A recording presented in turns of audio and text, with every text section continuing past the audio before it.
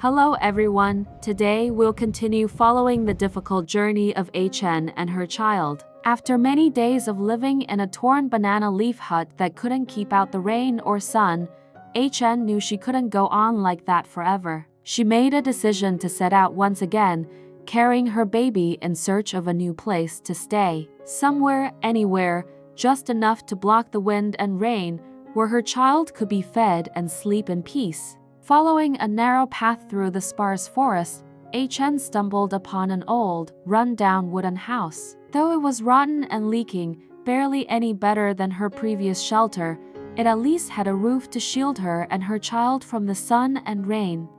She stepped inside with dust-covered feet, hurriedly cradled her baby, and began breastfeeding, hoping to ease the child's hunger. The baby, clearly exhausted and starving, nestled into her chest, drinking the sweet drops of milk before slowly drifting into sleep.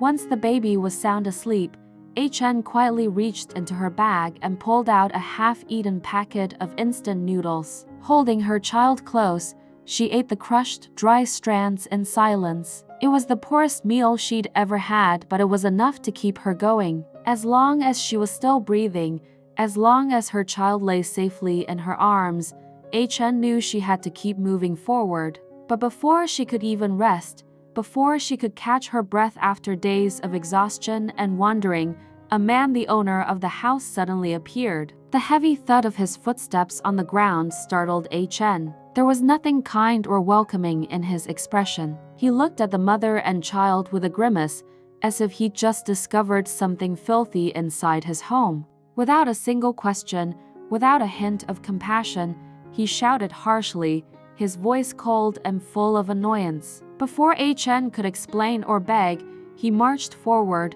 yanked away the old blanket she was using, and threw her humble belongings out the door. The baby sling, a few tiny sets of clothes, and the half-eaten pack of instant noodles scattered across the dusty ground as if none of it deserved a place in his world.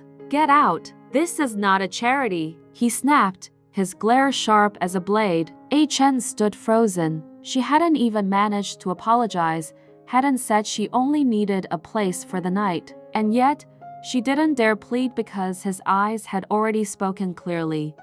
"You and that child are not welcome here," as if their very existence was a stain upon his too clean, too closed-off world. Swallowing her grief in silence, HN lowered her head and quietly picked up each scattered item from the doorstep. She didn't argue, didn't protest, just moved wordlessly, as if rejection had long become a part of her life. She strapped her baby onto her back, carefully wrapped up the half-eaten packet of noodles, and walked away from the house she had once hoped could be a temporary shelter in the forest. She had no idea where to go next. In front of her was nothing but trees. Behind her, only silence. Eventually, she found an old durian tree by the edge of a narrow path, its wide, leafy branches casting enough shade to shield them from the harsh sun. She sat down on the bare earth, her back leaning against the rough bark, gently pulling a corner of her shirt over the baby to protect him from the heat.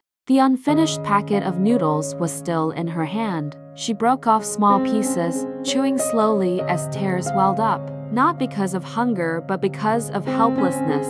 Maybe this was the 10th time, the 100th time she'd been chased away.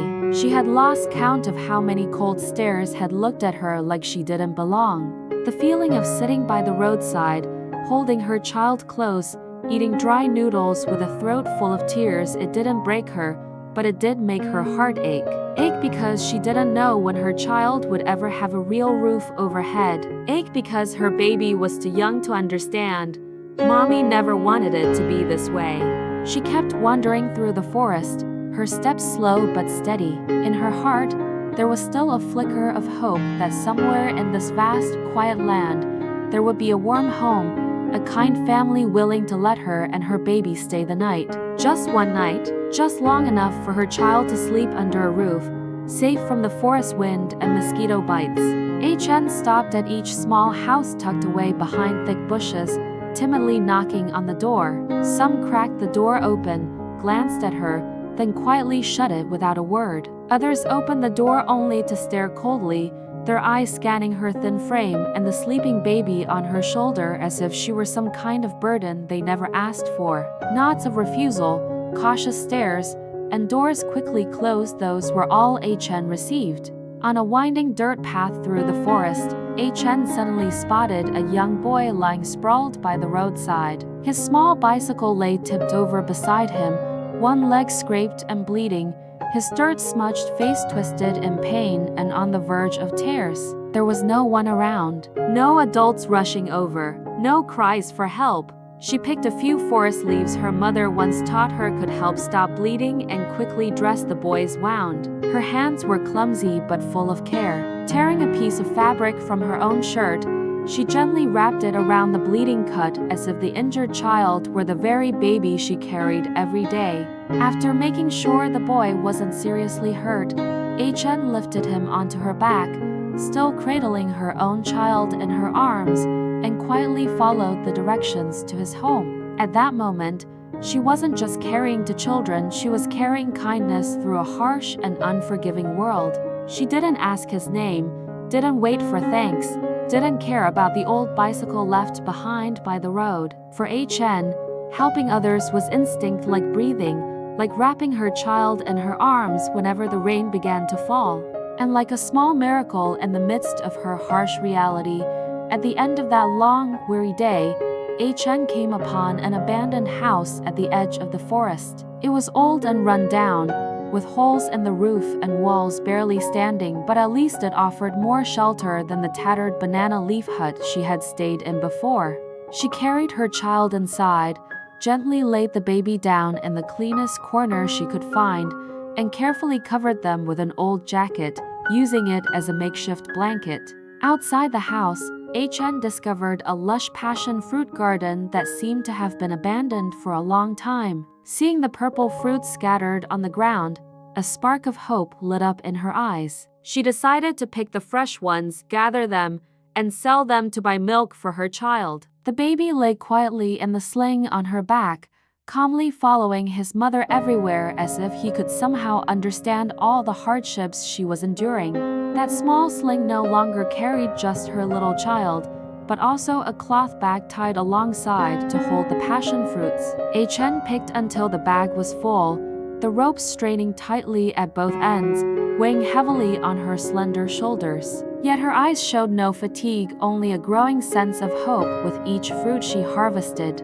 Then Chen carried her baby in the front and the bag of passion fruits on her back, slowly making her way to the small path outside the forest. Beneath the shade of a tree, she spread an old cloth on the ground and carefully arranged the bags of fruit. She didn't call out or try to persuade anyone, she simply sat there quietly, her eyes gazing into the distance, hoping someone might stop, not out of pity, but from a moment of understanding. Some bought a little, some bought more, and some didn't even bother to bargain. Chen gently bowed her head in gratitude to each person, her voice soft but full of thankfulness. One by one, the bags of fruit were sold, until the sack on her back was completely empty. Today's passion fruits gave Chen a full meal, even if it was just a simple 10,000 dong plate of steamed rice rolls. But for Chen, that was enough. Returning to the rundown house, rain suddenly began to pour. Chen saved the only warm coat to cover her child, using her conical hat to shield the little one. She could only sit silently, enduring the cold rain and piercing wind. Tears fell quietly down her cheeks as she gazed into the distance, filled with sorrow. At that moment, a thought suddenly crossed Aan's mind. She must rebuild the house so her child could have a roof to shield from the rain and sun, and sleep more peacefully at night. That day, though exhausting, was perhaps a blessing for Chen. Having an old, run-down house to rest in felt like a stroke of luck. After so many days of wandering, both mother and child finally had a peaceful night's sleep. Tomorrow would be a brighter day, a new beginning for Chen and her little one. Chen woke up after a good night's sleep and, without waiting, got straight to work while her child was still sleeping. She went into the forest to cut down thick bamboo stalks to rebuild and improve their little home. Though thin and small in frame, HN was far from weak. Each heavy bamboo pole was carried back by her own strength and determination. The floor, full of large holes, was patched up by her using bamboo stalks. She also made use of thatch grass to build a roof. Carrying bundles of leaves while her child rested in the sling, she showed no signs of exhaustion, as if fueled by hope for brighter days ahead, where her child would have a safe place to play and grow. Her small frame was never a problem. HN feared nothing now, except the thought of her child having no place to sleep or no milk to drink. One by one, the holes in the leaking roof were patched, each repair driven by a mother's quiet determination. The holes had finally been patched. Today was the happiest day for HN after so many weary days of wandering. She opened the half-eaten pack of noodles to fill her stomach. If hunger returned, a few sips of water would do. Her smile had returned. She laughed and played joyfully with her child on the porch of their little home. Kết thúc video thứ 2 của hành trình mưu sinh.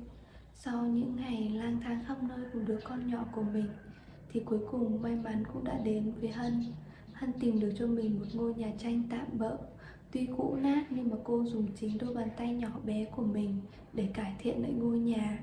Ở những video tiếp theo thì Hân sẽ tiếp tục cải thiện nhà của mình như thế nào. Cô gái nhỏ bé này sẽ phải làm gì để mưu sinh, để nuôi đứa con nhỏ mới chỉ vài tháng tuổi. Mọi người cùng đồng hành cùng Hân nha. Để không bỏ lỡ một video nào thì mọi người nhớ like, subscribe, bật chuông thông báo về những video mới nhất. Cảm ơn mọi người đã xem hết video. Rất mong được mọi người ủng hộ kênh của mình. Xin chào và hẹn gặp lại mọi người.